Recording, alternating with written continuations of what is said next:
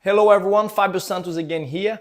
I'm gonna break down all the levels that I can think of the Queda de Rins. So it'll be easy for us to identify where you are at, and then also we can progress from there.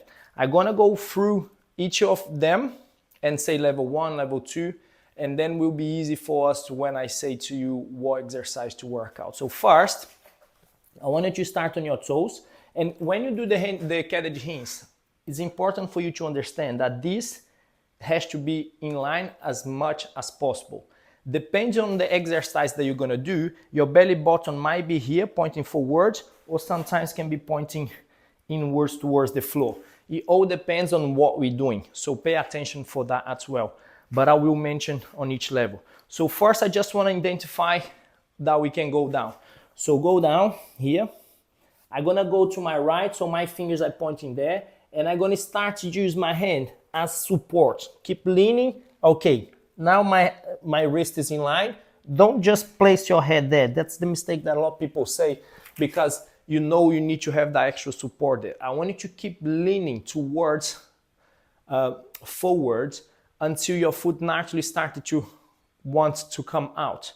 So there, here, head, keep going. Okay, this is natural for me. Now it's super light for me to lift that leg, and that's the first stage you're getting at. Okay, push down, and then you're gonna practice the same thing on the other side. You might note that one side is not as strong as the other, and it's okay. So you stay on that level on that side and keep working, holding. And I want you to work on holding the position for a little while. And the longer you hold, the more you get used to it, the more you build up the strength.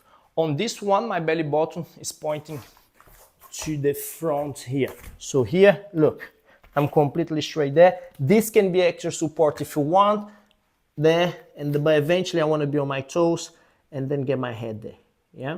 So that has to be comfortable. If that's comfortable with both legs on the floor, I lift one leg and hold here. But note that everything else is on the floor. Nice.